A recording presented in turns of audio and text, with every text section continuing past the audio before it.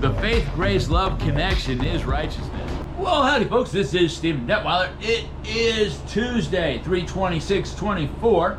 3/26/24. Wow, what an amazing...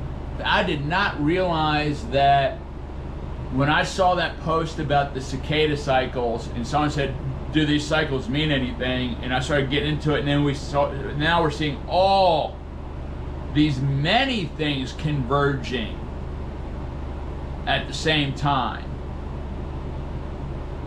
There's something happening, folks. There is something happening. Here's more about the Eclipse 2, a faithful witness. We saw in the first eclipse, 2017, overcoming victory, which relates to the 17-year cycle of the cicadas. So there is your faithful witness, 2 17s. So now we know what is it? Overcoming victory. We have the witness of overcoming victory. 7 Salems, i.e. Jerusalems, and 7 years between eclipses. Another faithful witness of God doing something by His Spirit apart from any other source. We discovered that there are 26 Salems, i.e. Jerusalems, in America. 26 is the number of beloved. There are only 2 kings called beloved in the Bible, King David and King Jesus. There's the number 2, a faithful witness.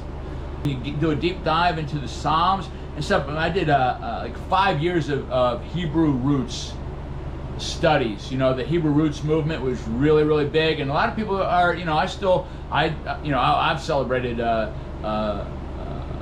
Shabbat for 35 plus years, but you know, there are still certain things that I still follow out of that study of Hebrew roots, things that I still follow out of my studies through the Word of Faith. There's a lot of grounding and foundation in how to study.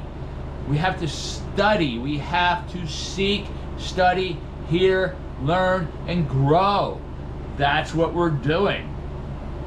Messiah literally means the anointed king who sits on David's throne in the city of David. There's 2 kings in the Bible called beloved, David and Jesus, and the Messiah, the King, the anointed King, will sit on David's throne in the city of David. Where is Jesus going to set up His throne for 1,000 years? The New Jerusalem. Right? What has to happen before this? The catching away of the church. The catching away of the believers of expectation of the bridegroom. Think about that. Believers with the expectation of the bridegroom. It's not going to be all believers, because there's a lot of believers that either don't believe in catching away of the church, or they don't have this place in their hearts, in their heads, to be expecting the catching away of the church. And so there's only going to be a portion of us that are expecting and ready for the catching away of the bridegroom, right? So He's going to what? He's going to show up. The bridegroom shows up. 5 of the expecting virgins go through the open door, and then the door was shut.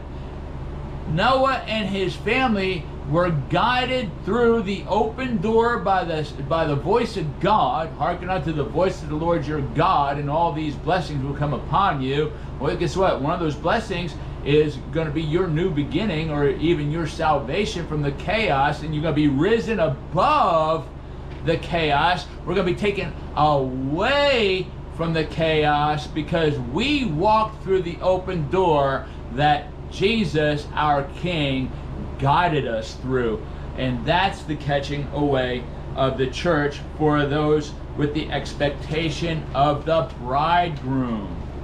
And speaking of the bridegroom, I've got something very interesting to bring you tomorrow about the soon coming groom. I love you.